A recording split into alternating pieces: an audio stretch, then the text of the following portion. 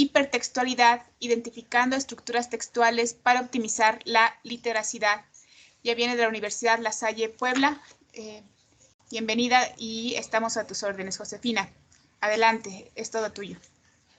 Muchísimas gracias. Pues muy bien, bienvenidos todos. Soy Josefina Gutiérrez Hernández. Pongo a su disposición este taller que es hipertextualidad para comprender mejor las estructuras textuales y obviamente pues la comprensión de textos. Vamos a empezar con mi presentación. Yo estoy a sus órdenes en Universidad de La Salle Puebla. Y bueno, este taller se relaciona con, o bueno, tiene que ver con la intención de promover esa comprensión de la lectura, pero desde un enfoque más, a lo mejor más complejo, desde un enfoque más interdisciplinario. Pero yendo para atrás y para no estar repitiendo que lo primero que tiene que hacer el lector es comprender lo que lee, pues bueno, yo creo que tendríamos que revisar un poco cuáles son a veces esos obstáculos a los que se enfrenta el lector para comprender el texto. Pero aparte, ¿cuáles son los obstáculos a los que se enfrenta el docente o aquel que quiere orientar a los estudiantes para que comprendan un texto? Y entonces, bueno, surge la inquietud de este taller que titulé Hipertextualidad, identificando estructuras textuales para optimizar la literacidad. Continuamos. Lo primero que vamos a revisar, pues bueno, a manera de general, pues es un contenido, hablar del objetivo. Y este objetivo tiene que ver con el hecho de que vamos a ir pensando en que vamos a orientar a los estudiantes y a los lectores hacia una comprensión del texto un poquito más acercado a lo que es nuestra realidad. En la mañana escuchábamos a Daniel Cassani que nos decía que esa criticidad en los textos se ha vuelto más compleja de lo que era antes. ¿Por qué? Porque ahora tenemos más información, porque también tenemos desinformación. Entonces creo que encaja muy bien esta parte de la hipertextualidad para la comprensión de textos. Continuamos. El objetivo es identificar en las estructuras textuales las relaciones significativas. Bien, ¿a quiénes está destinado este taller? Bueno, pues a todos a quienes les guste leer y orientar la comprensión de la lectura.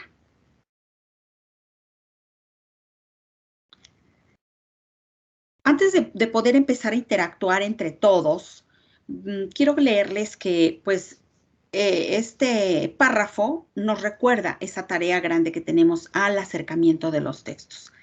Leer demanda del lector eficiencia en la comprensión. Pero esa eficiencia en la comprensión, pues bueno, demanda que él tenga otras habilidades, como la de tener una información no visual. ¿Y a qué nos referimos con esa información no visual? Todo lo que el estudiante o la persona posee, producto de esas interacciones culturales, sociales, de edad, de preparación, de gusto por la lectura. Y entonces tiene que reconocer la hipertextualidad en ese bagaje cultural que él tiene. ¿Para qué? Para optimizar la interacción entre él y el texto y también para reconocer la estructura textual que propicia el desarrollo de habilidades para reconocer en la literatura una función interdisciplinaria. Y bueno, vamos a empezar con lo siguiente. Les voy a mostrar ahí dos claves. Vamos a entrar a Mentimeter y yo les pregunto, si continuamos por favor, les pregunto, ¿qué es hipertextualidad? Para explorar un poquito nuestros conocimientos previos. Ahí está una clave, entren a Mentimeter, entran ahí a sus dispositivos y ustedes por favor busquen ya sea con esta clave qué es macroestructura o si no con la clave anterior, que es hipertexto. Solamente van a poder participar 10 en uno y 10 en otro, debido a que esa es la plataforma que nos da la opción de 10 participantes, mientras yo busco aquí cuál va a ser esa nube que voy a poder ofertarles a ustedes a partir de la información que ustedes me van a dar. Entonces, para explorar estos conocimientos previos, ¿qué sabemos de hipertextualidad? Si con una palabra pudiéramos nosotros decir qué es hipertextualidad y con una palabra decir qué es macroestructura, la colocan, por favor, en esa nube.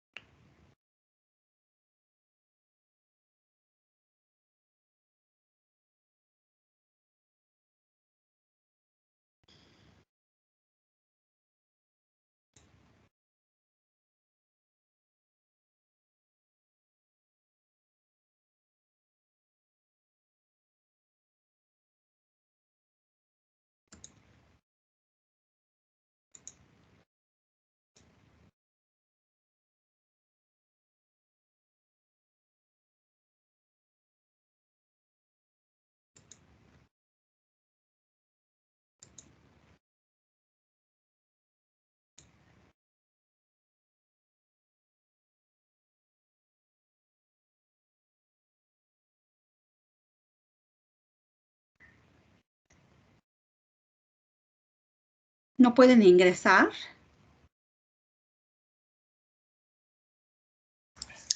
Me aparece a mí solamente la palabra macroestructura.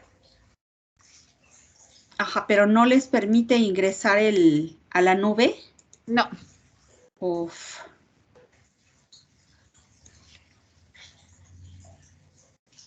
Qué raro. No, pues no. Ni en hipertextualidad entonces. Oh, qué lástima.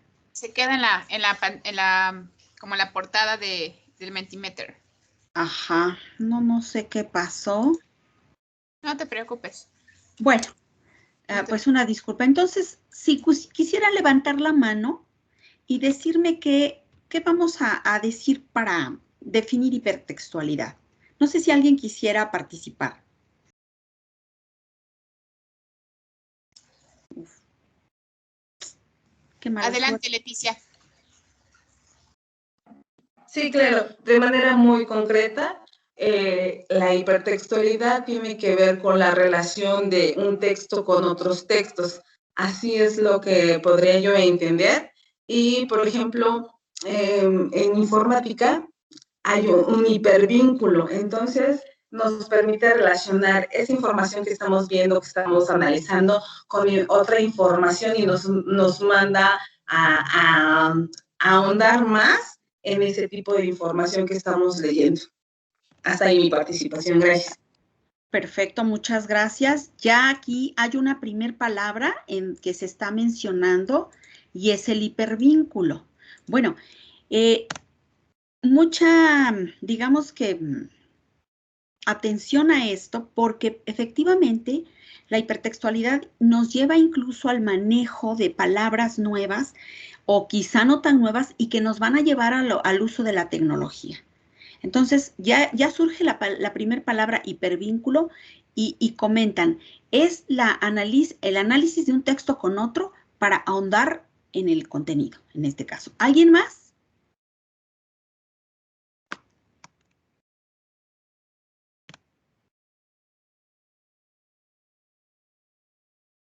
¿Alguien más que quisiera comentar qué es hipertextualidad o macroestructura?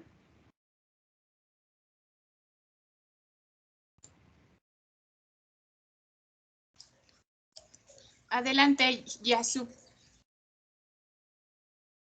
Bueno, yo también tengo entendido que el hipertexto pues está presente más bien en la red, en Internet. Entonces, el hipertexto regularmente es justamente un texto que nosotros podemos ir leyendo, pero que, como decía la persona anterior, tiene estos hipervínculos que nos llevan a otros textos y que nos permiten profundizar a lo mejor en la lectura. Igualmente el hipertexto como que contiene puede contener imágenes que al mismo tiempo pueden ser interactivas, ¿no? Dependiendo de la plataforma o de la página de internet que estemos consultando. Entonces, creo que pues los hipertextos están más bien en la red, ¿no? Regularmente están ahí. Gracias, Yasu. Bien, pues aquí está otra palabra, la cuestión interactiva. Aunque cuando nosotros estamos acercándonos al texto, vemos que hay esa interacción entre el lector y el contenido del texto.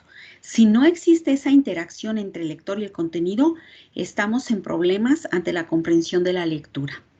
Pero al decir esta situación interactiva, ya en tiempos modernos y posmodernos, vamos a encontrar que no nada más es esa interacción del mismo texto que tengo aquí para leer y yo como lector, sino otros hipervínculos de los que se hablaban hace rato. Ese hipervínculo que yo tengo es quizá a lo mejor la noticia que vi ayer o quizá la problemática que vi en mi familia o el problema del COVID. Y entonces todo eso es lo que a mí me va a servir para hacer un análisis de que el texto que tengo en mis manos no es nada más el de 3 renglones, el de 5 párrafos, sino es un hipertexto que está incluso fuera de este texto que estoy leyendo. Y entonces, como orientadores de esta comprensión de la lectura, viene una tarea que es la de explorar el conocimiento que tiene el lector para ver hasta dónde puede acceder al contenido del texto, que no nada más es el que está ahí. ¿Alguien más? No sé si alguien más para agotar esta parte. Ahora, con macroestructura, ¿tendrá una relación con la situación del hipertexto? Tenía Sonia Karen arriba la mano. A ver, Sonia. Sí, buenas tardes. Pues de hecho, mi participación era con respecto al hipertexto, al hipertexto todavía. Pudiéramos agregar tal vez hay un concepto como la asociación de información o incluso las redes sociales que no pueden ser específicamente digitales, sino en nuestro mismo entorno, el intercambio de información. Usted hacía referencia ahorita a lo que nos puede pasar en nuestra vida cotidiana, ¿verdad? Y específicamente yo quisiera agregar tal vez esa palabra de enlaces asociativos con respecto a nuestro entorno y con respecto a los textos que estamos leyendo. Ok. Dice, pienso que la pregunta fue, ¿qué es hipertextualidad? Si todavía no llegamos tanto a la definición de lo que es hipertextualidad, estamos explorando qué asociamos o qué vamos a estar encontrando con relación al término. Como muchos otros, pues es un término también polisémico, pero si nos vamos a la raíz, bueno, macro, lo grande, ¿no? De lo que vamos a encontrar en relación a estos textos. Muy bien, Sonia, por este comentario. Ciertamente, no nada más lo digital, sino también lo que nosotros tendríamos que observar a lo largo de nuestro ir y venir en la vida.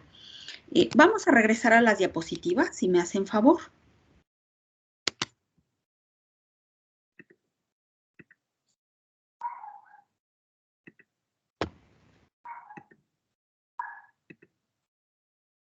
Bueno, he puesto aquí un mapa que tiene que ver con esta parte de un análisis a lo mejor un poquito más preciso de los elementos que van a formar parte de la hipertextualidad. Tenemos un texto, cualquiera que este sea. Ya podría ser recordemos que un texto no necesariamente va a ser un conjunto de palabras con significado, porque también vamos a encontrar una partitura musical, vamos a encontrar una pintura, vamos a encontrar quizá un mural, y todo eso lo vamos a conformar como un texto. Si nos guiamos hacia la derecha, tendremos que, para comprender ese texto, pues vamos a abarcar la cuestión de la literacidad o la comprensión lectora. PISA nos dice que es literacidad. Y Daniel Cassani nos dice que para poder acceder con una eficiencia a la comprensión del texto, tendríamos que revisar los recursos del código. Y ahí me voy a hacer la siguiente pregunta. ¿Cómo rompo el texto que tengo en las manos? ¿Cómo lo puedo destruir?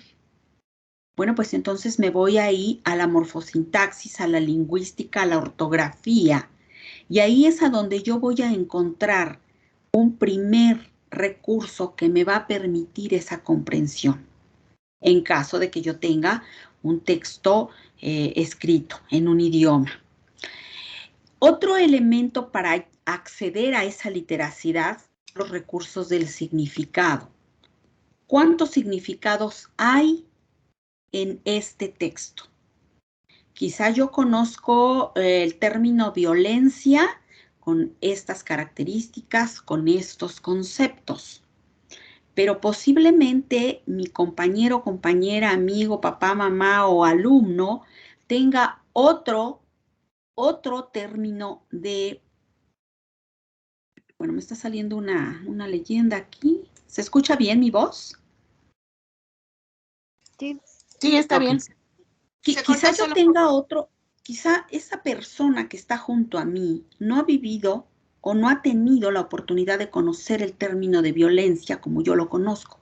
Y entonces ya, aunque estemos leyendo un primer texto, va a tener otro significado de violencia diferente al mío. Y entonces vamos con otro recurso que va a ayudarme a la comprensión de este texto. Y bueno, vámonos al recurso pragmático. ¿Cómo yo voy a utilizar este texto que estoy leyendo? ¿Qué hago con este texto? ¿Voy a estar de acuerdo con él o no? ¿Voy a contraargumentarlo? ¿No? ¿Voy a desmitificarlo? ¿Qué es lo que yo voy a hacer con ese texto que tengo en las manos? Voy a leer, decía también Cassani, las líneas, entre líneas y tras las líneas. ¿Qué voy a hacer con ese texto? Pero voy a llegar a un nivel un poquito más elevado, que va a ser el de los recursos críticos. Y estos recursos críticos van a tener que ver con qué hago después de que leí ese texto. ¿Cómo influye en mí ese texto? ¿O no va a tener ninguna influencia sobre mí ese texto? Y es ahí a donde yo voy a completar ese contenido. Y para regresarme a la cuestión de lo hipertextual, yo tendría que entonces conocer un código para poder comprenderlo. Tengo que conocer ese significado, tengo que saber qué hago con el texto y cómo influye en mí el texto. Pero entre esos 4 recursos, repito, voy a tener que incrustar todo lo que la vida me ha dado a mí como consumidor de textos. Y de este lado hacia abajo tengo 2 elementos. Una vez que yo ya entendí que la literacidad abarca a estos 4 recursos, voy a tener que comprender que va a haber un texto con una macroestructura, que es el tema en sí, y una superestructura, que es qué forma tiene el texto.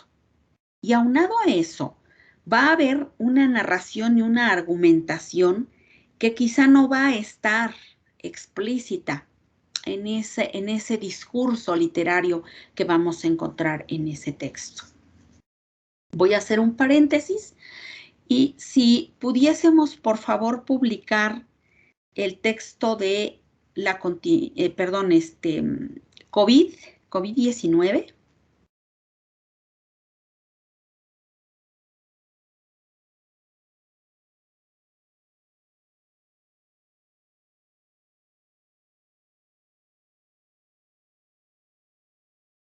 No nos va a dar tiempo a leer todo, pero bueno, este texto fue obtenido de un documento que está ahí en la Organización Mundial de la Salud. Si me hicieran ese favor de leer a lo mejor los 2 o 3 primeros párrafos, se puede extender, se puede poner el zoom para que se puedan leer los 3 primeros párrafos. Y no sé, escribir una idea cada quien de esos 3 primeros párrafos que nos dice la OMS con respecto al COVID.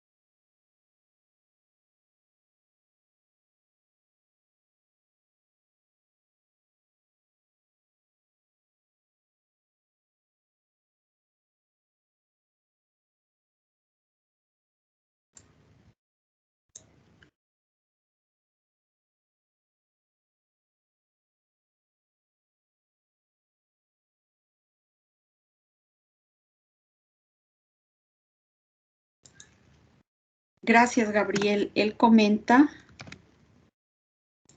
que la variante Delta es más transmisible y resistente a vacunas y medicamentos. ¿Eso es lo que tú podrías decir de esos 3 primeros párrafos?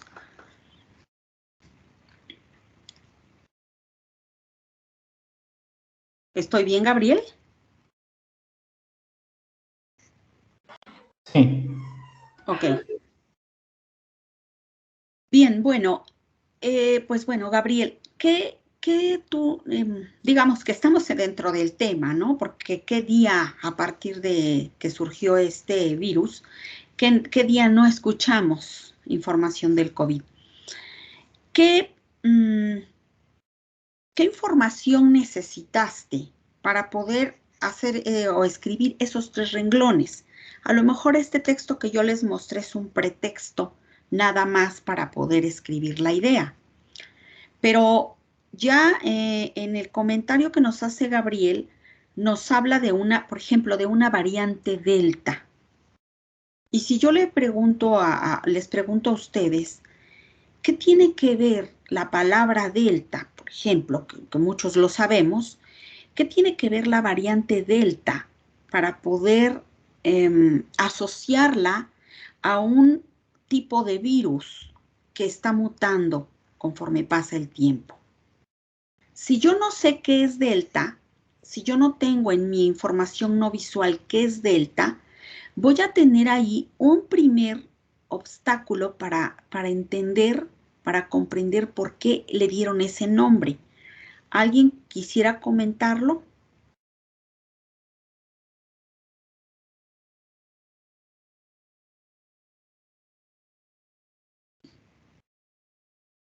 Sí, ok, Antonio. La variante Delta es una nueva mutación, la observan más transmisible y resistente. Correcto. Pero vamos al hipertexto. Aquí hay una palabra que es Delta. ¿Sí, Zenaida? ¿O quién quiere hablar? Sí, me parece que a mí me despierta la idea, sin conocer yo mucho el término, así a través del diccionario, me da la idea de que se transmite con demasiada facilidad, me da la idea, ¿verdad? Sin conocer yo el término de por sí. Sí, eso Ok. despierta en mí algo así. Bien. Ya empezamos a intuir, empezamos quizá a pensar en lo que pudiera ser. Pero ¿alguien sabe? Delta. Dice Claudia, cuarta letra del alfabeto griego. Y allí Claudia nos demuestra que está incrementando el texto que acaba de leer. Ella tiene una información no visual, que es la cuarta letra del alfabeto griego. Entonces, ya creció ese texto. Ya vamos a ir pensando en que no nada más necesito información de COVID, también necesito información de cuáles son las letras del alfabeto griego, porque incluso me parece que anteayer o ayer hablaban de la variante Epsilon.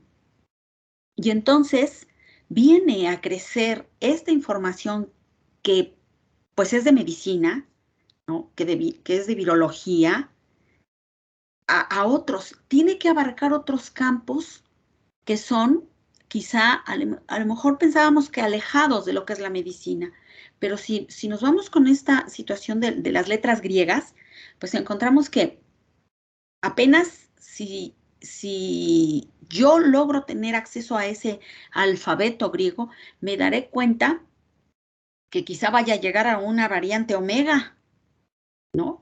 Y entonces, al momento de estar pensando en esa secuencia del alfabeto griego, yo voy pensando que entre más avancen las letras del alfabeto griego, va a haber más, a lo mejor, peligrosidad acerca del virus. Y empiezo yo a realizar esa interacción que decía, ¿qué me deja a mí el texto? ¿Qué me deja a mí? No nada más me va a dejar lo que está ahí, sino me va a dejar más información de la que yo supuse que iba a tener. Porque mi mismo intelecto y mis mismas habilidades como lectora me están ayudando a que yo incremente esa información. Dice, cada variante tendrá una letra para diferenciar las características y su capacidad de daño. Quizá a lo mejor los estudiosos del virus, ¿verdad? Le van a ir dando a lo mejor un rango, a lo mejor, qué sé yo, unos elementos que le van a ir añadiendo a esta variante para que crezca, ¿no? Evidencia la transmisión de la variante Delta, que en sus orígenes proviene de su, etcétera. Muy bien. Y es de remarcar que tenga el alfabeto griego. Bien, entonces, aunado a esto, quizá nos surge la siguiente pregunta. ¿Quiénes son los que determinan esos nombres para los virus? Y esto en este caso, pues porque a colación viene el texto que tenemos en cuestión. Déjenme hacer un paréntesis. El texto, que en este caso pues es un texto de divulgación científica, nos va a traer más problemas cuando vamos a introducir más información sobre esto, porque quizá no seamos los expertos en medicina o no seamos los expertos en virología, no sé, en las ramas, ¿no? de la medicina. Pero también esta situación de la hipertextualidad, en donde va a crecer la información, se va a dar en los textos literarios. Ahorita que revisemos un texto literario, vamos a ver cuánta complejidad encontramos en ellos. Y que si nosotros no trabajamos un poco estos cuestionamientos sobre todo lo que va a rodear al texto, vamos a tener problemas, sobre todo hoy en día. ¿Por qué? Porque cada una de las disciplinas tiene un lenguaje, pero ese lenguaje ya se va a ver incrustado en todos los temas habidos y por haber. Y esa visión global que tengamos de un mensaje textual, pues va a demandar de nosotros mucha información y sobre todo esa competencia de dominio, ¿verdad? De contenidos de algunas otras disciplinas. ¿Podríamos regresar un poco a la diapositiva, por favor?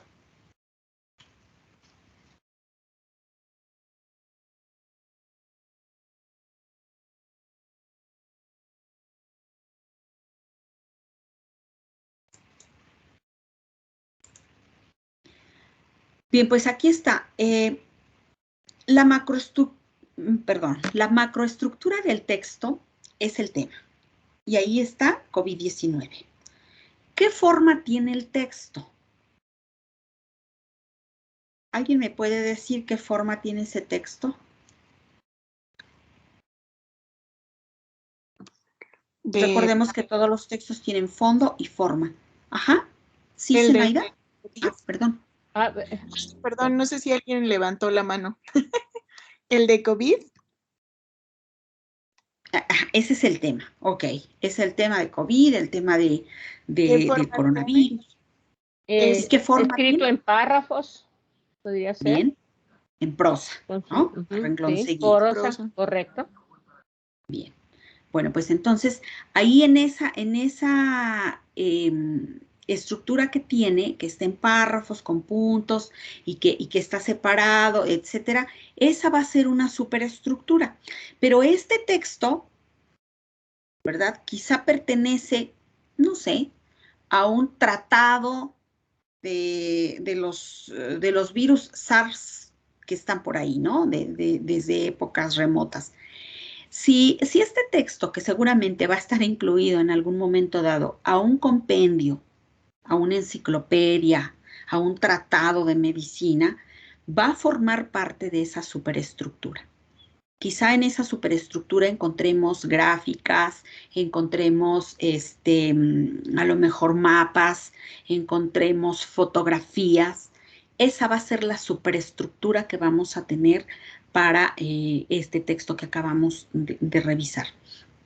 Y bueno, la narración y la argumentación que está ahí, pues depende de quién la haya hecho. Se nota que la hizo un experto en medicina, pero no un especialista totalmente, porque quizá si ese especialista utiliza terminología más elevada que los que no sabemos de medicina no la utilizamos, tendríamos problemas. Y entonces esa superestructura no nos favorecería para la comprensión de la lectura.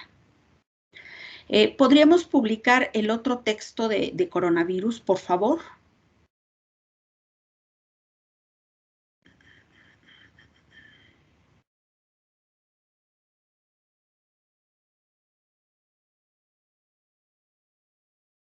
Aquí viene otro texto con el mismo tema. Le podríamos dar una breve lectura, no sé, al primer y segundo párrafo, por favor.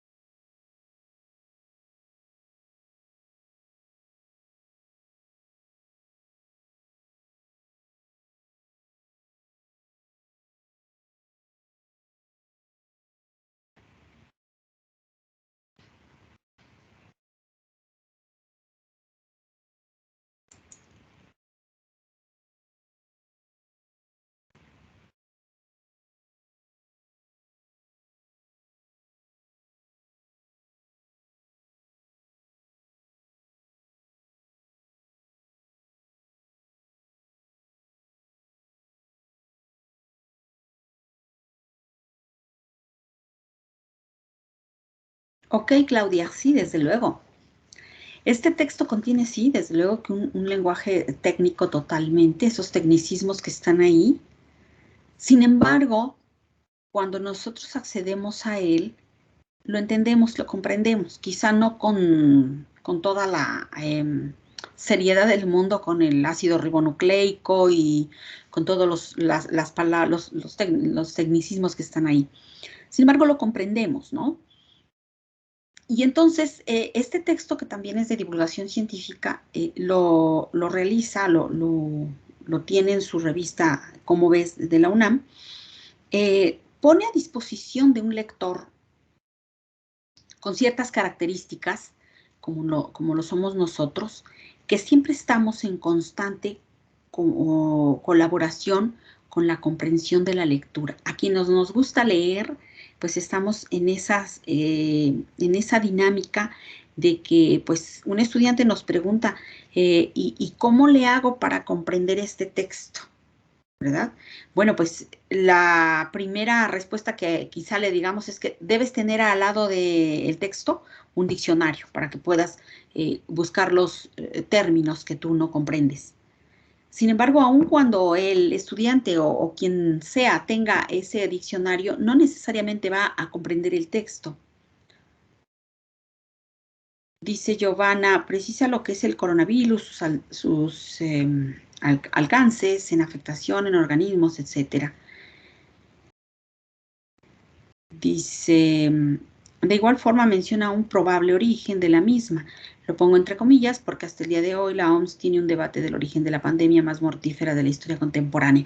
Ok, bueno, ya aquí Giovanna nos está incluso comentando, ¿verdad? Su información que ya tiene, porque ella comenta que, bueno, puede poner esto del probable origen entre comillas, porque hay muchas dudas sobre esto, ¿no?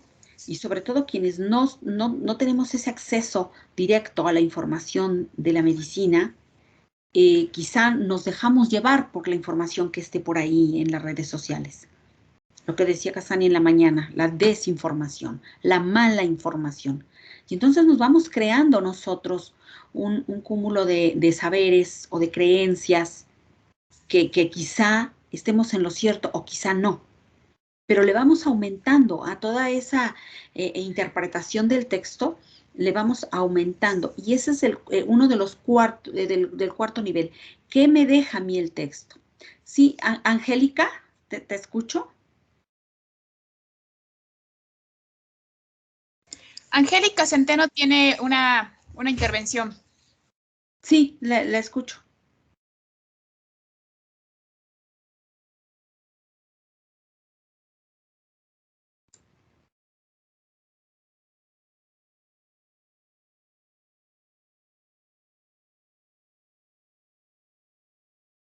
¿No? ¿Ya no, Angélica? ¿No?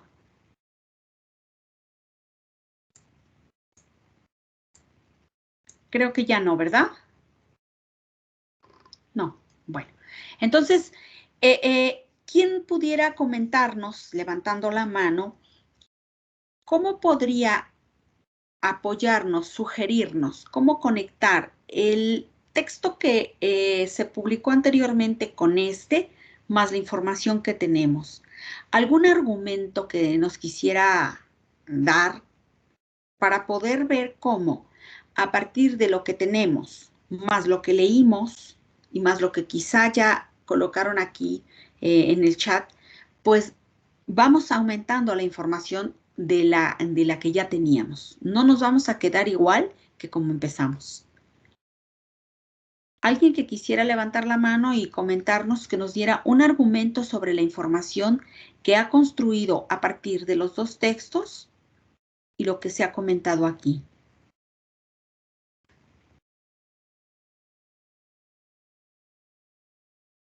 Sí, Gabriel, te escuchamos. Bueno, en lo particular creo que a mí me ha dejado estos dos textos más todo lo que se ha comentado.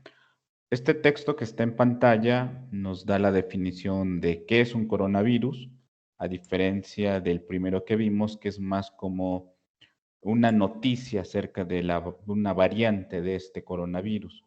En este texto también nos habla acerca de cómo se origina un origen hipotético de lo que es la pandemia, y estas relaciones que se han ido tejiendo entre los dos textos han sido mediante la participación y la interacción que nos están proponiendo mediante estas preguntas. Entonces aquí las preguntas sirven como enlaces, no como evaluaciones, para precisamente ir estableciendo esas relaciones, irnos a lo mejor fijándonos en los detalles. Por ejemplo, en la pregunta, ¿qué es un coronavirus?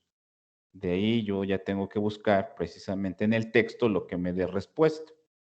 A diferencia del otro texto, entonces es una noticia en donde nos da información acerca de una nueva variante del SARS-CoV-2. Entonces, desde mi punto de vista, he llegado a comprender un poco más acerca primero de qué es un coronavirus, un supuesto origen de la pandemia, y el primer texto, entonces ahora sí ya tiene sentido del por qué la variante. Muchas gracias, Gabriel. Gabriela habla de unas diferencias y por qué no de semejanzas. Esto que él acaba de decir está aportando a un hipertexto, está haciendo una extensión de todo lo que leyó, de todo lo que él fabricó, construyó, y que bueno, ahora empieza a decir alguna conclusión. Si nos damos cuenta, cuando nosotros, digo, aquí tengo los textos, pero a veces no tenemos más textos más que el que le estamos dando al estudiante o a la persona a la que queremos orientar para la comprensión de la lectura. A veces no tenemos otro texto y tenemos solo uno. ¿Qué tendríamos que hacer para que identificara la cuestión hipertextual? Quizá a lo mejor tendríamos que cuestionarlo, tendríamos que orientarlo hacia que mirara hacia su pasado, hacia qué sabe del tema, hacia cómo ha construido el concepto de. Y de esa manera podríamos trabajar la hipertextualidad. No necesariamente tener a la par los dos o los tres textos, sino cómo el promotor de la lectura, el maestro o el especialista en comprensión lectora, tendría que desarrollar esas competencias en nuestros estudiantes para que tuviera más razón de ser su consumismo de lectura. Lo que yo quisiera subrayar es cómo tendríamos que hacer para que esta comprensión de la lectura fuera más allá de los muros del mismo texto. Y entonces él nos comenta esta parte de cómo establecer, dice, es que yo ya hice una diferencia, es que yo aprendí, ya comprendí mejor este concepto. Y entonces no nada más estableció diferencias, sino su mismo ejercicio intelectual le permitió hacer semejanzas, incluso similitudes. Y esas habilidades que están ahí, pues las tuvo que desarrollar a partir de esta comparación de los dos textos. Muy buenas noches, Miriam Lucero. No sé si alguien tuviera otro comentario y si no, continuamos con la diapositiva. Gabriel, sí, te escuchamos. En ese sentido, de lo que comenta acerca del promotor de lectura como maestro, considero que también se debe convertir en un mediador, y es precisamente en donde su función es acercar los textos de tal forma que el alumno vaya identificando lo que ahorita se logró, esas similitudes, esas diferencias, encuentro la estructura de cómo se presentan los textos, porque normalmente pues siempre nos abocamos solo al texto más recurrente que está en un libro de texto gratuito. Pero a veces las condiciones socioeconómicas impiden acercar precisamente diversos tipos de texto para que vayan identificando todas estas características que ya fuimos viendo. Entonces, la importancia también del docente, no solamente como promotor de lectura, sino también como mediador de la misma. Excelente. Gracias, Gabriel. ¿Alguien más? ¿Algún otro comentario?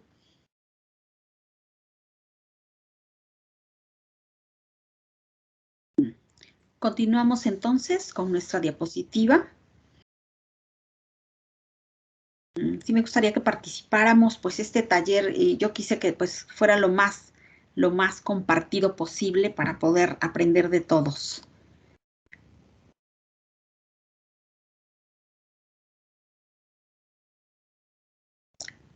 Bueno, pues aquí está el esquema y enfatizaría estas 4 preguntas. ¿Cómo rompo el texto? En el acto de leer lo rompimos. Gabriel nos dio un ejemplo muy evidente de cómo rompió el texto. Él desglosó, él lucubró y entonces comentó. ¿Cuántos significados hay? ¿Qué hago con ese texto? ¿Y cómo me influye el texto? Cuando decimos que ahora comprendí esto, es que ahora ya no estoy de acuerdo en aquello. Es que yo supuse que era esto, pero no lo es. Eso me influyó a mí en el texto. Y ese recurso crítico va a tener que estar ahí presente siempre que yo esté promoviendo el acto lector. Bien, la siguiente, por favor.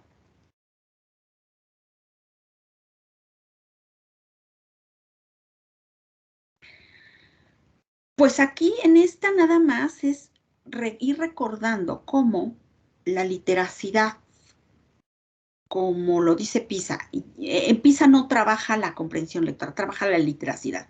Bueno, la literacidad como una tarea permanente que tiene que ver con el conjunto de habilidades individuales, cognitivas de lectura y escritura que se adquieren en distintos niveles y son independientes del contexto. Esas son muy mías. Yo estoy aprendiendo a leer y tengo una habilidad individual. ¿Cuál es mi habilidad individual? Quizá leer todo el texto e ir subrayando e ir buscando palabras. No, esa no es mi habilidad. Mi habilidad es leer por párrafos, entiendo esto y al último uno es rompecabezas. Y así, cada uno de nosotros tiene un conjunto de habilidades individuales, que ahí hay un problema, porque el promotor de la lectura, el maestro, el tallerista o quien sea, tendría que conocer muy bien de habilidades y de las habilidades de sus estudiantes para permitirles que lean como sus habilidades quieran o se lo permitan. Una vez que yo ya tengo comprendida esa parte individual, ahora voy con el centro de atención, que es la dependencia sociocontextual, que es la práctica social alojada en el contexto social. Y se enfoca en el proceso mismo del aprendizaje. Cuando hay un texto, vuelvo al tema de violencia, cuando hay un texto de violencia y se lo doy a leer a estudiantes que viven en un contexto muy álgido o en situación de calle o con problemas sociales muy fuertes, pues el tema va a estar ahí. ¿Para qué podría yo, no sé, alimentar ese problema, dado que está el tema ahí? Sin embargo, es necesario que uno no nada más forme parte o tenga esos recursos individuales, sino también echar mano de lo social, de lo que está ahí. Unir lo individual con lo social me va a ayudar a que haya una literacidad más competente. ¿Continuamos? Y la literacidad pues es una clave para el proceso de lectura-escritura y no nada más de los textos, sino también de en sí de toda la información que está ahí, de todos los códigos que están ahí. Decía yo hace rato, códigos musicales, códigos incluso nada más iconográficos o el código de las matemáticas, porque también la literacidad tiene que ver con esta comprensión de terminología propia de cada una de las ciencias. Y de esa manera poder adquirir esos conocimientos que van a hacer de cada una de las personas una persona competente dentro del campo donde se desarrolle. Continuamos. Ok.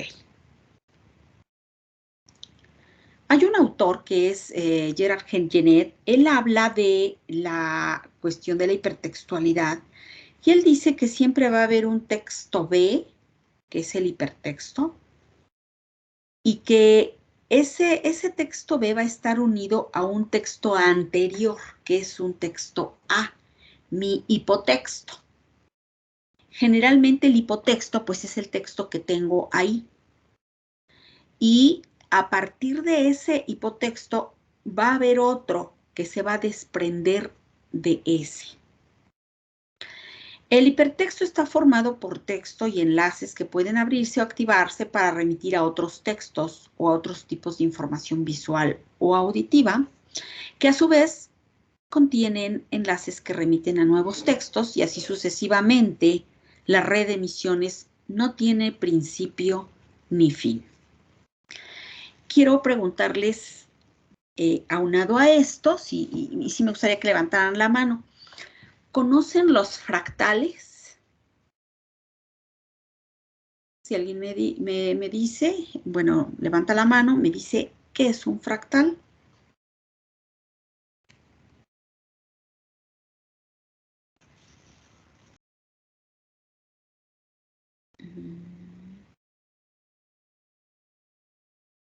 Gracias, Giovanna, nos manda una liga.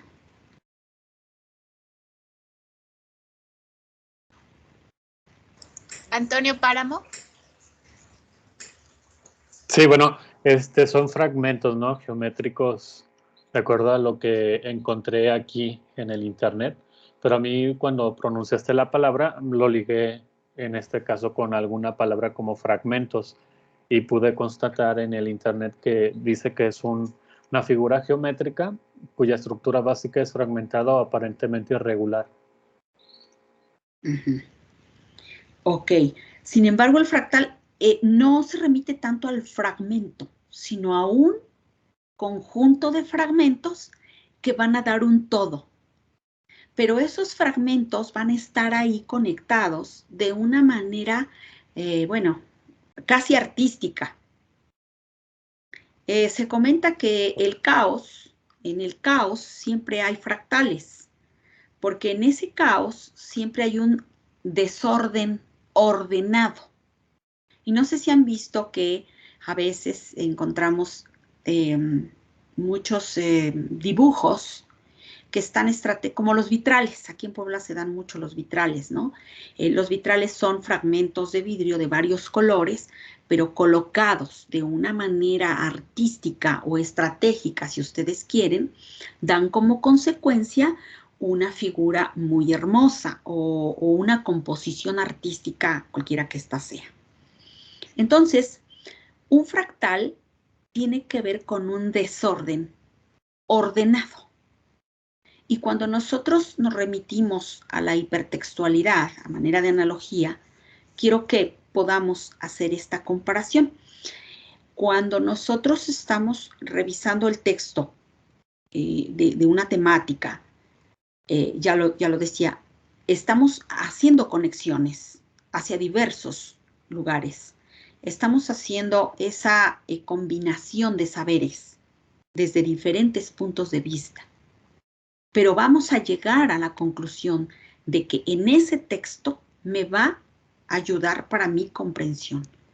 Y entonces este desorden en ese texto que estoy leyendo va a llegar a ordenar mi idea y a comprender mejor lo que yo quiero extraer de ese texto. Dice, para hablar el fractal o la imagen de resulta en cómo la parte focalizada refleja el todo, es un caos ordenado, desde luego, ¿sí? Una parte focalizada, una parte de ese fractal, va a ser parte del todo o quizás sea el todo. Sin embargo, si la quitamos, ese todo va a quedar destruido. Por lo tanto, cuando ya estemos leyendo otro tipo de textos, vamos a encontrar que cuando ese fragmento del texto no está presente, nuestra idea va a quedarse inconclusa.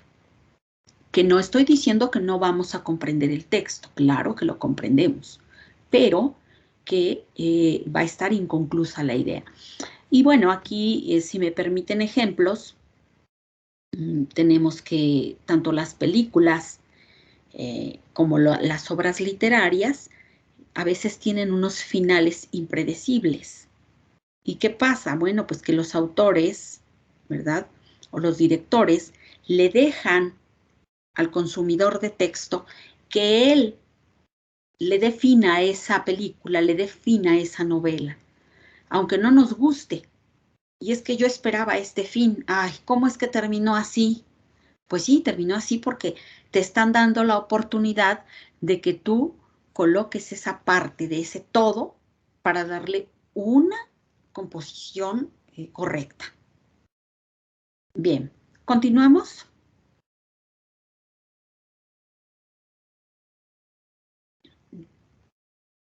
Bien, desde luego, el texto, el hipertexto necesita un lector activo, no necesita un lector pasivo. Ese lector activo tiene que saber leer, tiene que saber, decíamos hace rato, respetar las reglas ortográficas, las reglas de morfosintaxis, tendría que conocer toda esa organización de los códigos para comprender el texto. Y entonces es un lector activo, totalmente un lector activo. Ahí el que es el promotor de la comprensión lectora demanda también de tener a la par una serie de estrategias para poder promover esa actividad en la lectura. Y es difícil. Yo no les puedo decir que sea fácil, es difícil. Porque, por ejemplo, los niños cuando se les da un texto y se les dice, a ver, lee y me dices lo que le entiendes, o dibuja lo que comprendes, bueno, esa práctica es muy tediosa para ellos. ¿Por qué? Porque no los convertimos en lectores activos. No estamos haciendo trabajo para que él encuentre un texto completo. Nos quedamos cortos, no trabajamos la hipertextualidad cuando le damos a los niños o a los jóvenes a que lean un texto. Bien, continuamos. Este es un ejemplo nada más aquí en la diapositiva para que veamos que los mapas mentales, los mapas que están ahí estructurados, pues son unos ejemplos de que la información es demasiada. La información es muy extensa. Hoy en día la posmodernidad nos dice que estamos cayendo en un error al abundar con información. Pero una vez que encontramos un orden para esa información, vamos a tener esa visión más completa de del significado de las cosas. Hoy en día creemos que, no sé, que las plantas no se relacionan con el tema, no sé, de la política. Y ya vimos, por ejemplo, en el tema de la marihuana, que sí. Todo eso, la posmodernidad nos ha dicho, estaban equivocados y tenemos que tener una visión más interdisciplinaria de lo que es la vida para poder encontrar explicaciones y sobre todo para poder solucionar problemas. Aunque resulte complejo, porque es complejo totalmente, pero hay que trabajar esta parte de la hipertextualidad, pues para promover esas competencias y esas habilidades de pensamiento en los estudiantes. Dice, ¿cómo trabajar con los alumnos la hipertextualidad? Bien, podría yo comentar solamente, quizá a la mano, lo que creo que sería un primer momento, ¿no? ¿Cómo trabajar con los estudiantes la hipertextualidad? Primero que nada, y nunca se nos olvide, esa exploración de los conocimientos previos que el constructivismo nos está pidiendo que hagamos. Pero esa exploración tendría que ser bien pensada. Y bien pensada me refiero a qué voy a hacer cuando el estudiante a mí me diga lo que ya sabe del tema. Si yo no voy a utilizar lo que el estudiante ya sabe del tema, entonces, ¿para qué exploro conocimientos previos? Eso que ellos ya saben, tendríamos que utilizarlo para traerlo a, como se dice en el ámbito coloquial, traer agua a nuestro molino y decir, bueno, esto que ya el estudiante me dijo, ¿cómo lo voy a conectar con lo que yo quiero que aprenda? Y la hipertextualidad es difícil, pero aquí está un ejemplo, los mapas mentales. ¿Cómo enseñarle al estudiante a hacer un mapa mental? Y yo lo que recomendaría es fragmentar el texto en significados más breves.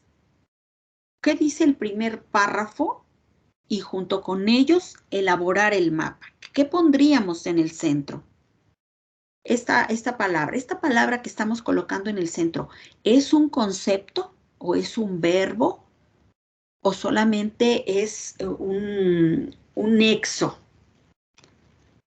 Y a la par viene algo importante, el dominio de la habilidad para promover la lectura. O sea, tener conocimientos de lingüística incluso en la persona para que cuando estés trabajando ese mapa mental pudieras ir induciendo a los estudiantes al trabajo. A ver, este es un concepto que sí tiene que ir en medio porque a partir de este concepto vamos a desplegar los demás.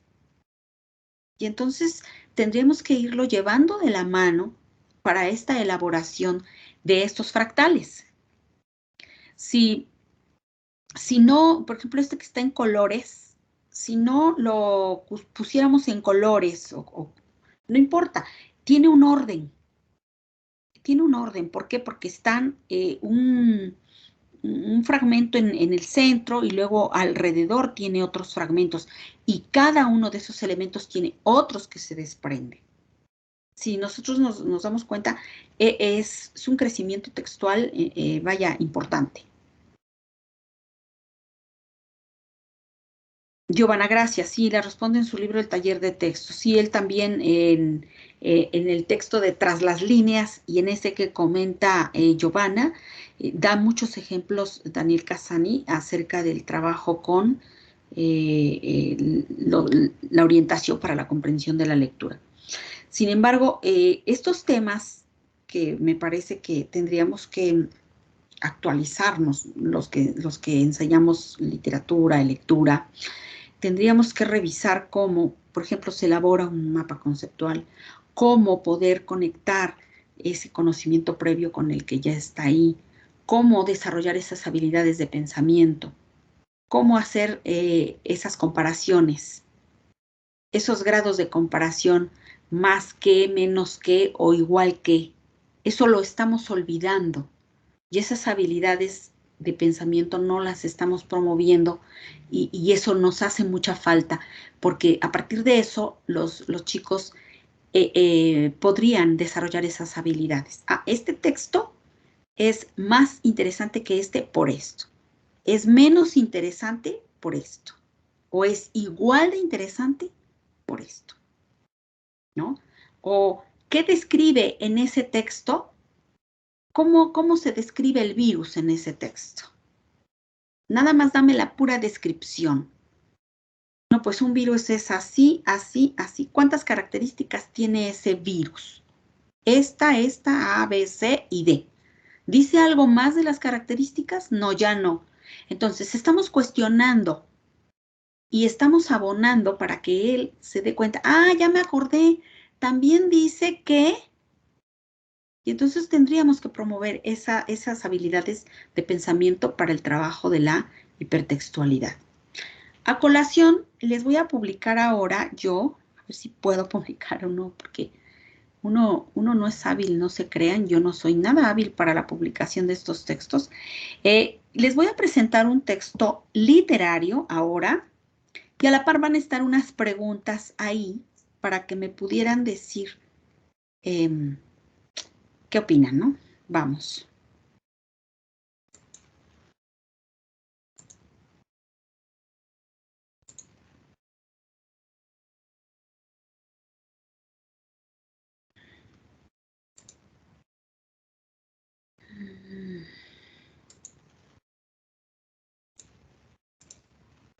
Si me pudieran decir si se ve.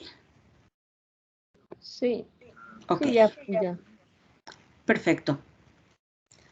Voy a leer el primer párrafo y hago esta pregunta que está aquí a la par. Dice, continuidad en los parques, Julio Cortázar. Había empezado a leer la novela unos días antes. La abandonó por negocios urgentes. Volvió a abrirla cuando regresaba en tren a la finca. Se dejaba interesar lentamente por la trama, por el dibujo de los personajes. Pregunto, ¿va en tren? El narrador nos está diciendo que alguien, ¿verdad?, empezó a leer la novela. ¿Ese alguien va en tren?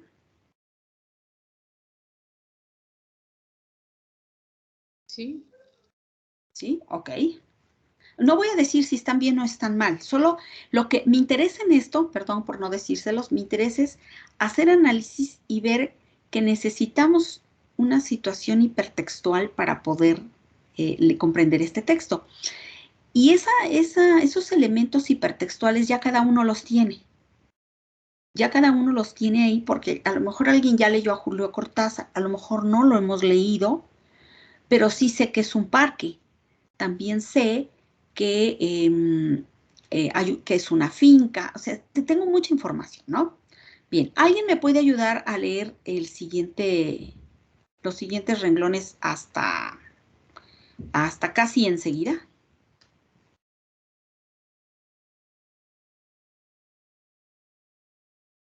Leticia, por favor. Claro, esta tarde, después de escribir una carta a su apoderado y discutir con el mayordomo una cuestión de aparecerías, volvió el libro en la tranquilidad del estudio, que miraba hacia el Parque de los Robles, allanando en su sillón favorito, de espaldas a la puerta que lo hubiera molestado como una irritante posibilidad de intrusiones, dejó que su mano izquierda acariciara una y otra vez el terciopelo verde y se puso a leer los últimos capítulos. Su memoria retenía sin esfuerzos los nombres y las imágenes de los protagonistas. La ilusión novelesca lo ganó casi enseguida. Ok, yo pregunto, ¿qué información hay entre lo anterior, que es esto, y esto que acabo de leer?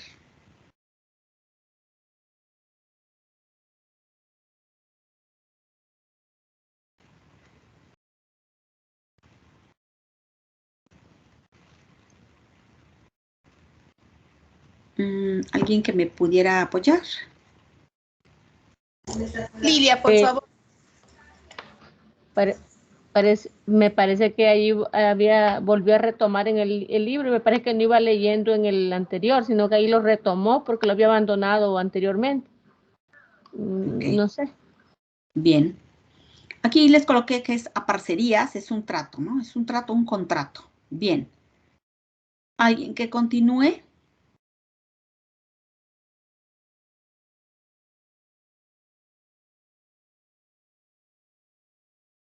¿Alguien más que quiera leer? Vamos a ver. Voy a tratar porque está pequeña la presentación, ¿verdad? Gozaba del placer casi perverso de irse desgajando línea a línea de lo que lo rodeaba y sentir a la vez que su cabeza descansaba cómodamente en el terciopelo de alto respaldo, que los cigarrillos seguían al alcance de la mano, que más allá de las ventanales danzaba el aire del atardecer bajo los robles. Palabra. Okay. Gracias para introducir esta pregunta. ¿Qué le dice al lector? Nosotros somos en este caso los lectores. Desde luego que no estamos haciendo una lectura para 100% una comprensión, porque estamos socializando la lectura. Un paréntesis que quiero decir aquí es que cuando la lectura es en voz alta, tiene una finalidad socializadora. más que de estudio, más que de comprensión incluso. Debe ser de comprensión, pero aquí lo que queremos es socializarlo. Por eso podemos tener ciertos fallos en esa comprensión. Bueno, entonces, ¿qué nos dice a nosotros lectores? ¿Qué nos está diciendo con esto de que su memoria retenía sin esfuerzo los nombres y las imágenes de los protagonistas? La ilusión novelesca lo ganó casi enseguida. ¿Qué nos está diciendo con Que eso? disfrutaba la lectura. Que disfrutaba la... Ajá, ¿qué más? ¿Algo más que nos dijera? Creo que por lo tanto podría ser una, contársela a alguien porque la está disfrutando, porque retiene cierta información, entonces sin problema podría repetirla a otra persona o bien hacer recomendaciones con respecto a esta lectura o a este libro. Bien. ¿Tu nombre, perdón? Leticia. Leti. Leti nos acaba de decir algo que no está ahí, pero que ella, con esa información que tiene, hizo crecer el texto. Ya sea que de verdad me convenza o que no. Por el momento no queremos que nos convenzan o que no. Pero ella me está demostrando que sí tiene información guardada y que la relaciona con esto que nos está diciendo, ¿no? Puede ser que él quiera compartir o puede ser que no. ¿Alguien que entienda algo diferente?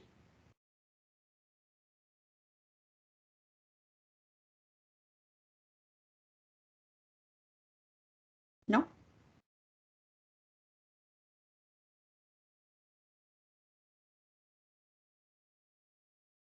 ¿No? Nadie quiere participar.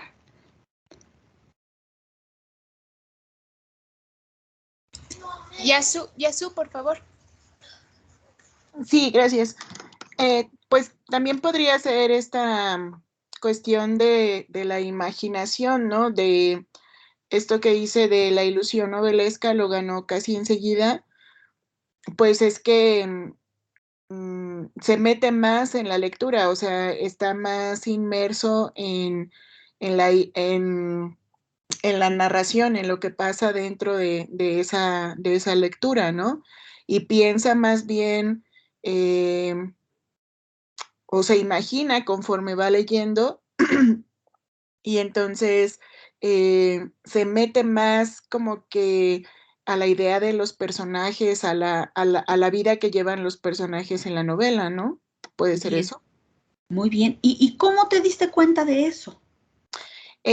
Pues porque usa la palabra ilusión, más que, lo veo más como no la ilusión de algo que pueda suceder en el futuro, sino la ilusión como sinónimo de imaginación, como sinónimo de lo que está imaginando en la historia de la novela.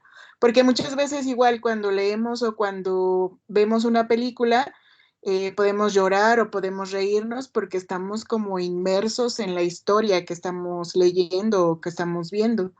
Entonces es más bien eso, que se está metido en la lectura, pues, o sea, uno como lector se puede meter en la película o en la novela, ¿no?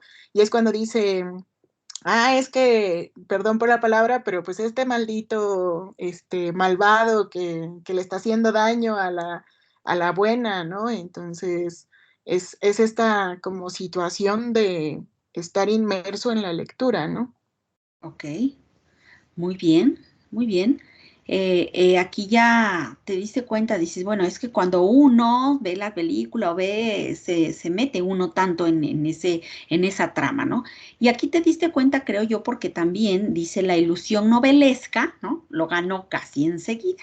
Y entonces ahí nosotros nos damos cuenta que quizás sí está muy adentrado en el tema, le encantó la historia y bueno, está ahí muy metido, ¿no?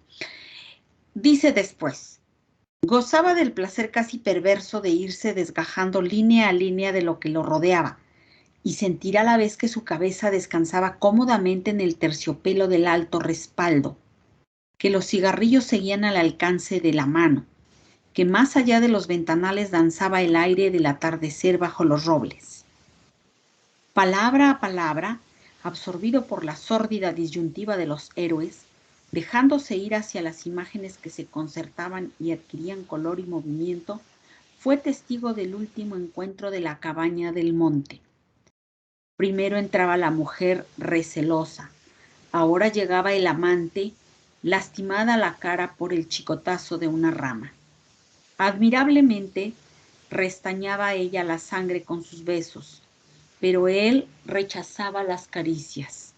No había venido para repetir las ceremonias de una pasión secreta, protegida por un mundo de hojas secas y senderos furtivos. Pregunto, ¿esto me denota que sigue leyendo ese protagonista que no habla para nada? ¿Cómo me doy cuenta que como lector leo lo que el protagonista lee? ¿O no es así? ¿Creen que yo estoy leyendo como lector lo que el protagonista está leyendo?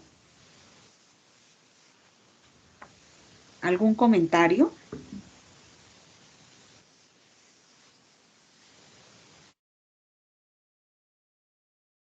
¿No?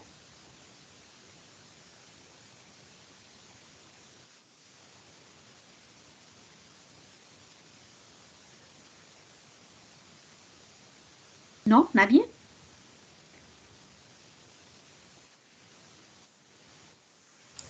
No sé si Lilia sigue teniendo su manita arriba o iba a participar.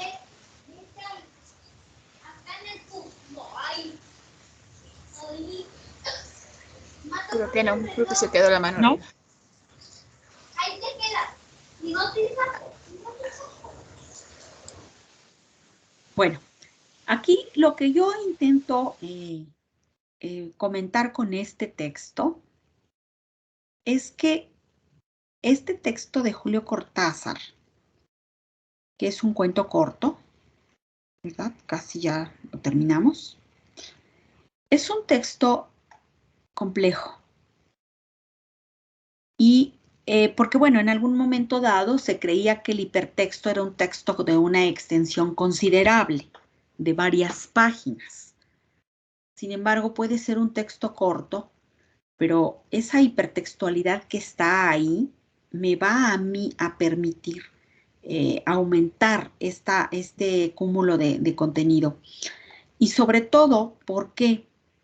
Porque, y se los recomiendo, este texto habla de una persona que está sentada en un sillón leyendo, y Julio Cortázar no nos dice cuando nosotros lectores estamos leyendo lo que él, que está sentado, está leyendo. Y entonces, esta manera de narrar, porque este es un texto literario, utiliza una macroestructura y desde luego pues una cuestión hipertextual. A manera de analogía, piensen en un túnel y nos introducimos en ese túnel en donde está una parte reducida, entramos y a partir de que entramos empezamos a caminar y conforme vamos caminando, el espacio del túnel se va haciendo más grande y más grande. Primero tuvimos que entrar de rodillas o gateando, después nos tuvimos que levantar un poco más, ya podíamos sostenernos en pie, hasta que encontramos totalmente un túnel enorme.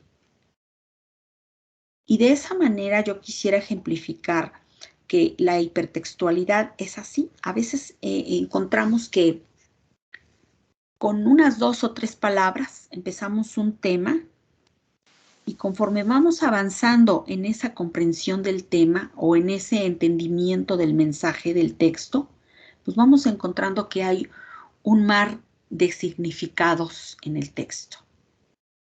Y si me permiten, puedo concluir. No sé si hasta aquí alguien quisiera participar en algo, comentar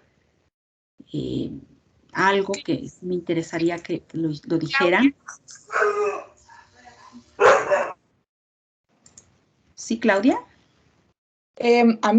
Hola, muchas gracias por la presentación. A mí me da la impresión de que en el relato hay un tema con los árboles, que esa podría ser como una clave. Ok. ¿Pero por qué? ¿Por qué tú dices que con los árboles? Porque al principio habla de robles y hacia el final empieza a hablar de las alamedas. Entonces uno podría como ahí quizás, si es que la interpretación va por la línea de que en el fondo al final, ¿no? Ese terciopelo verde, ese hombre que está leyendo la novela, en realidad es parte del relato que estaba leyendo el primer hombre, y no necesariamente es el mismo hombre al que van a ir a asesinar, como circular. Entonces creo que esas son como una posible interpretación o una línea de interpretación desde los intertextos, desde estas palabras que uno podría ir relacionando desde esta mirada fractal. Ok, muy bien. Y sobre todo, gracias, Claudia, ¿verdad? Sí. Gracias. Ahorita le damos la palabra a Gabriel para que no se me vaya la idea. Es que Claudia está hablando de la cuestión de la polifonía textual, ¿sí? Hay textos que tienen sonido y Claudia lo percibió porque ella está mencionando los nombres de los árboles, la alameda, ¿no? Incluso habló del color. Entonces, cuando uno está adentrándose en el significado de los textos, llega un momento, y sobre todo en los textos literarios, llega un momento en que notamos una polifonía, muchos sonidos del texto.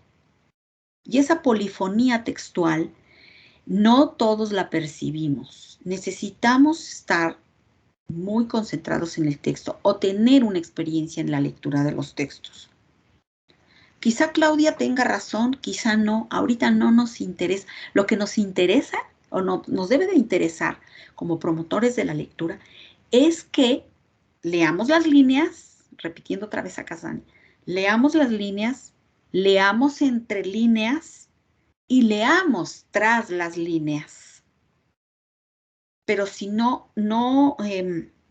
hacemos ese ejercicio de partir de lo básico, que es conocer la gramática, conocer la ortografía e ir escalando, pues sí se nos va a dificultar un poco más.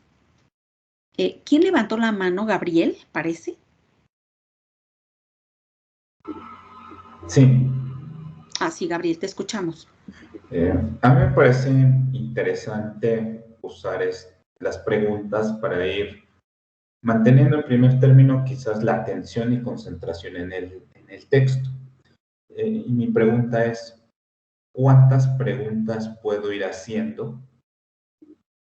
Pero de tal forma que se mantenga la atención, pero no de pronto como que se pierda hacia dónde quiero ir. Esa es mi pregunta. Claro. Sí, miren, no hay cantidades. Es algo sano que alguien me enseñó algún día cuando estábamos preguntando, ¿y cuántas preguntas son y cuánto me va a poner? No es sano decir cuántas preguntas son. Si son 2, muy buenas, buenas. Aquí lo importante es ir cuestionando por fragmentos. Y bueno, este ejercicio resulta más fructífero cuando es individual. Yo lo traje a manera de trabajo para compartirlo y que fuera pues, precisamente eso, un taller y que trabajáramos todos para a lo mejor esta discusión, esta tertulia, ¿no? Más que a lo mejor taller, una tertulia didáctica para el trabajo de la hipertextualidad. Pero es sano que vayamos planteando estas preguntas que de acuerdo al promotor vayan arrojándole información de que sí se va comprendiendo, o al menos vas cuestionando al lector. No podría yo darte un número de preguntas, pero sí preguntas que incluso pudieran motivarlo al estudiante.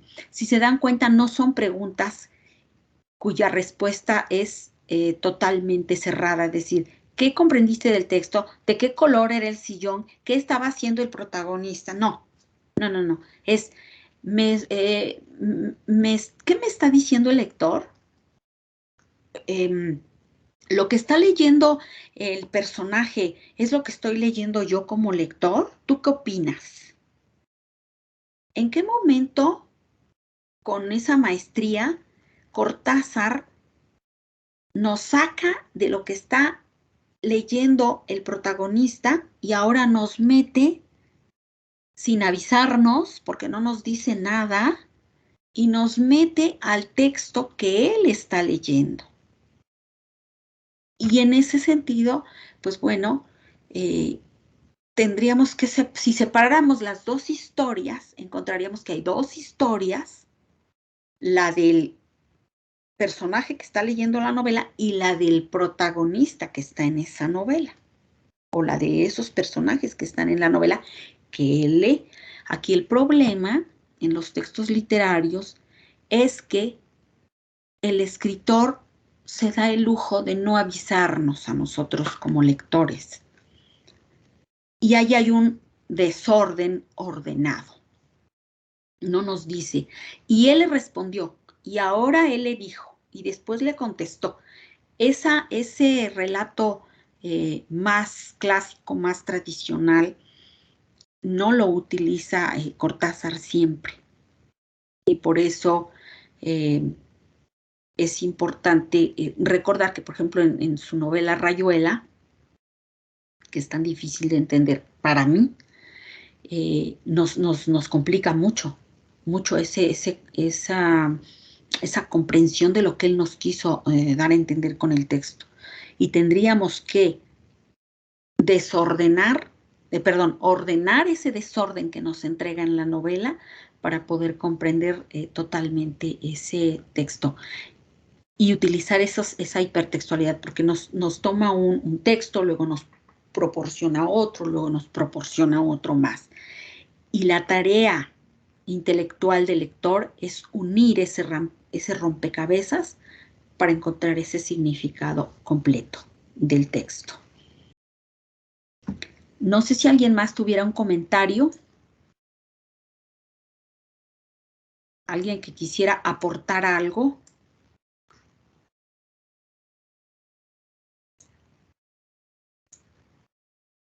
¿No? Bueno, pues termino este texto. Digo, ya no lo leí completo, pero al final, vean este último párrafo. Dice, sin mirarse ya, atados rígidamente a la tarea que los esperaba, se separaron en la puerta de la cabaña. Ella debía seguir por la senda que iba al norte desde la senda opuesta. Él se volvió un instante para verla correr con el pelo suelto. Corrió a su vez, parapetándose en los árboles y los setos, hasta distinguir en la bruma malva del crepúsculo la alameda que llevaba a la casa. Los perros no debían ladrar y no ladraron.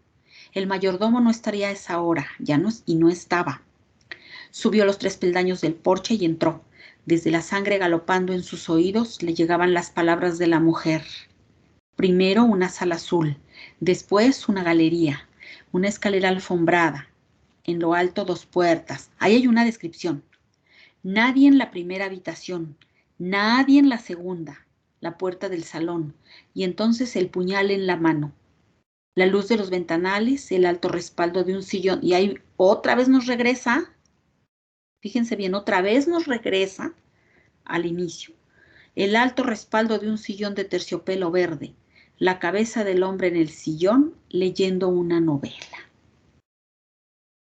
Entonces, ¿qué tendría que demostrar este lector? Pues una concentración muy profunda para este texto, ¿no? ¿Comentarios?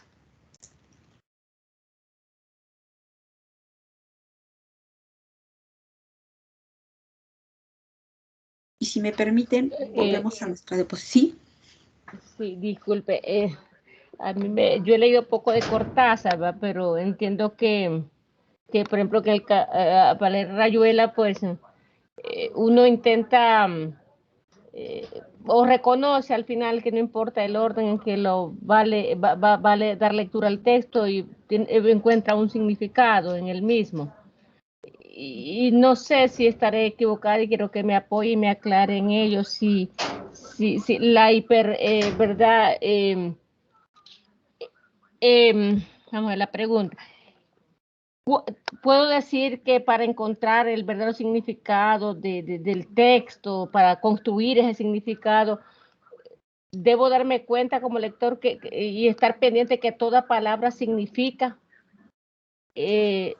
No sé, en ese sentido quisiera que me apoyara, ¿verdad? Que me aclarara un poquito más, que me enriqueciera. Sí, todas las palabras tienen algo en común, digo, una carga de significado importante. ¿Y qué creen? No nada más las palabras, los puntos suspensivos, por ejemplo. Hay que recuperar incluso la manera en cómo el lector está utilizando ese código, porque hay escritores que utilizan muchos puntos suspensivos y ahí uno como lector tiene que encontrar la connotación. Los 3 puntos suspensivos en un texto literario son connotaciones. ¿Y qué es una connotación? Vamos al hipertexto. Yo, lector, debo de introducir la palabra que yo quiera, la frase que se me ocurra para completar ese significado que está ahí. Desde luego que pues no siempre es palabra por palabra, porque hay frases y están los sintagmas más extendidos, ¿no? Entonces, cuando encontramos incluso esos sintagmas con muchos puntos, pues hay que encontrar ese significado. He ahí la habilidad del lector y he ahí la competencia de la lectura. No sé si han revisado a José Saramago en Todos los nombres. Esa novela yo se la recomiendo porque José Saramago, desde el título, junto con su contenido, hace una paradoja.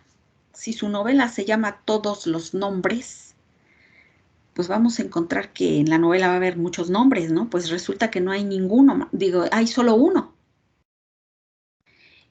Y no divide su texto en párrafos, todo de principio a fin es un solo párrafo. Entonces, esa parte, digamos, esa estrategia que usa el escritor para ponernos en conflicto, pues nos ayuda incluso a la comprensión, a la crítica, al análisis de los textos. Entonces yo creo que mi respuesta sería sí, todas las palabras tienen una carga de significado y estar muy al pendientes en dónde, en este caso Cortázar, nos quita del texto en sí de su cuento y nos coloca en la trama del que está leyendo. Y quizá sea solamente un punto el que nos está aportando para darnos cuenta que no estamos en el mismo texto. Ese texto que está ahí tiene 2 textos traslapados, si se me permite el término, para poder comprenderlo bien. No sé si respondí, Zenaida, a tu pregunta. Sí, muchísimas gracias. Le agradezco. Muchas gracias. Gracias. Publicamos la presentación.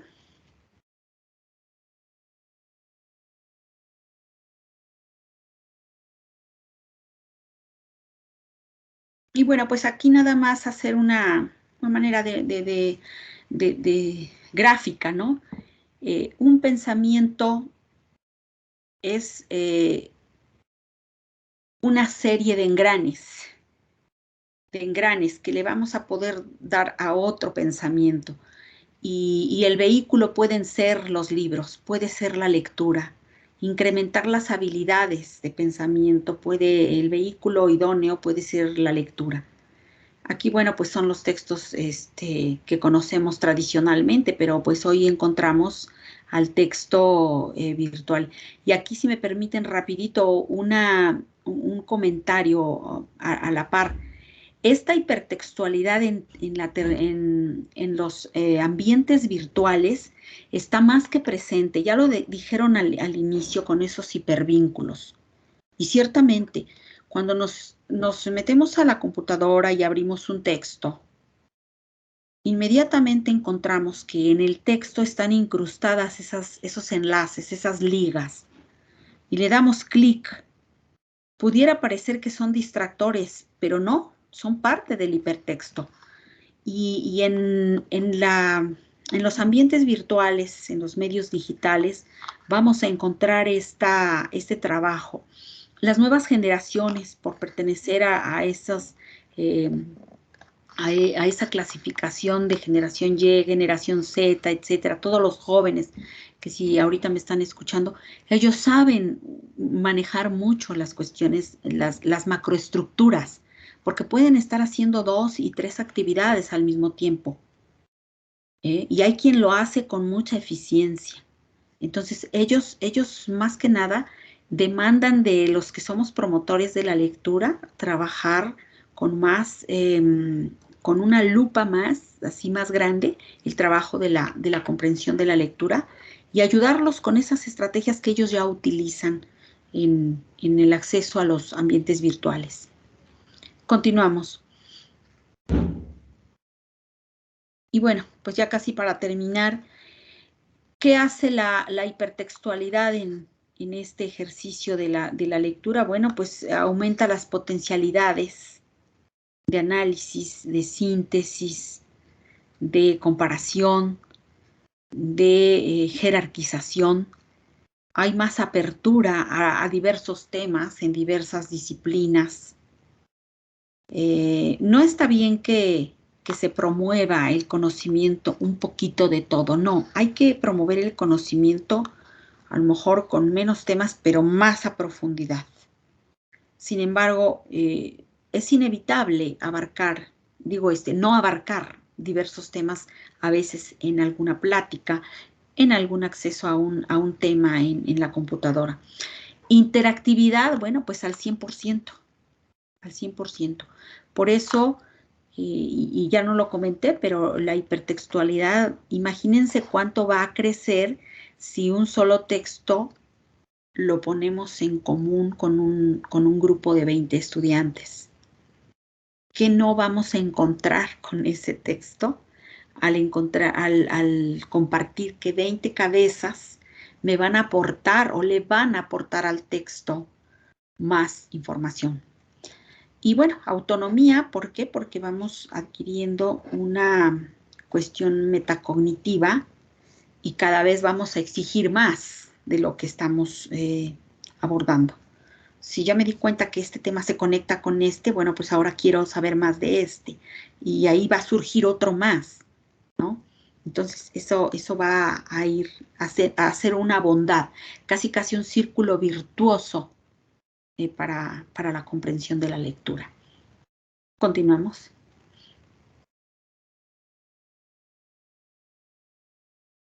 Y bueno, este es un ejemplo nada más de a propósito lo coloqué ahí, que es una estructura hipertextual que tiene que ver con una organización, decía, desordenada. Si ustedes se dan cuenta, tiene todos los enlaces hacia todas las cajas. Todas las cajas se interrelacionan. Algunos temas se intersectan. Algunos temas no se intersectan, pero sí son continuos. Y entonces, de esa manera, encontramos que la estructura hipertextual va conectada hacia todos lados. La tarea que entonces tenemos todos nosotros es ver cómo conectamos esa información, esos grandes temas hacia los demás.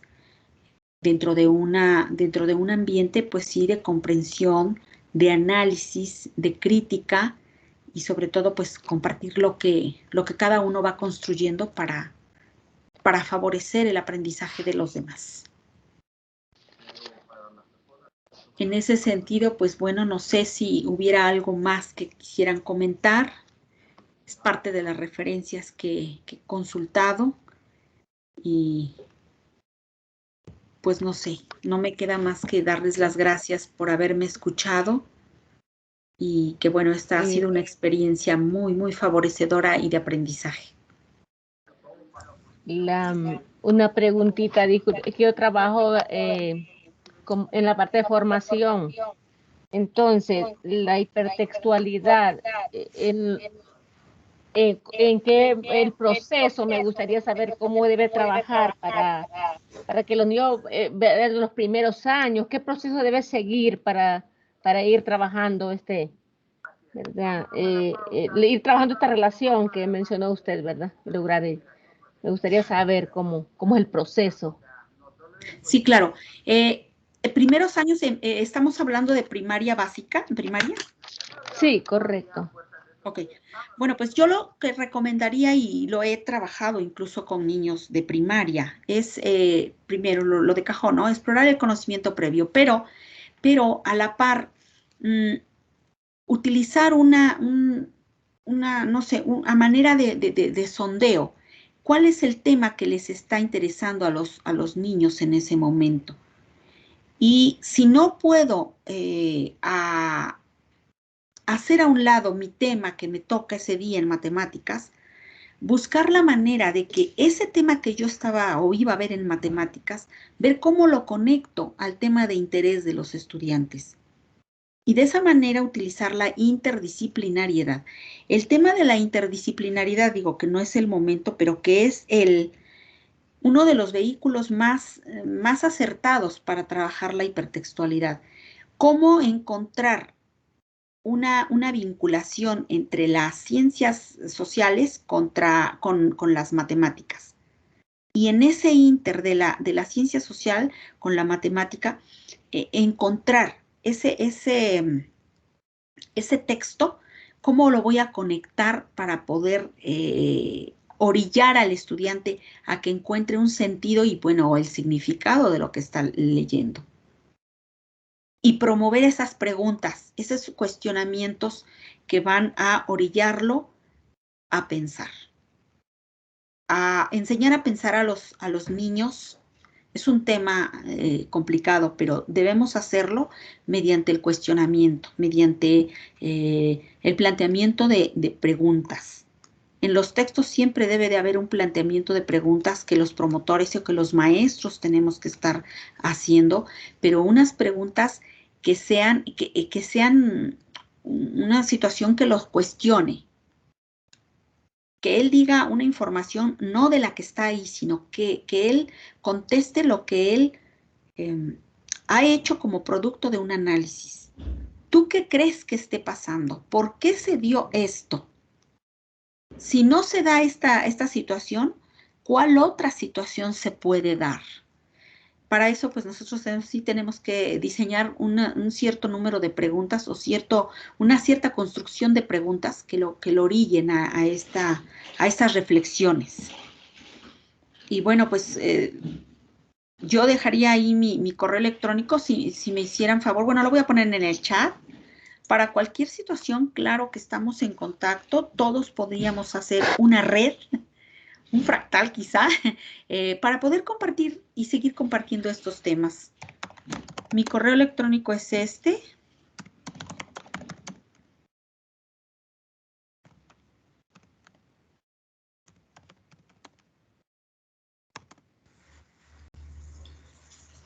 Aquí está, josefina.gutierrez@ulsapuebla.mx. Con muchísimo gusto podríamos seguir compartiendo ideas y, pues, desde luego, bibliografía, referencias, ejercicios, que para eso son estos eventos, para hacer equipo. Muchas gracias, profesora Josefina Gutiérrez Hernández de la Universidad La Salle, Puebla. Gracias por el taller Hipertextualidad, identificando estructuras textuales para optimizar la literacidad. A nombre del Congreso Latinoamericano para el Desarrollo de la Lectura y la Escritura, le damos las gracias y, bueno, nos estaremos viendo muy pronto en otra pantalla y seguramente en vivo. Okay. Que tengan buenas noches. Muchas gracias. Muchísimas gracias a todos. Gracias. Que estén muy bien. Cuídense mucho.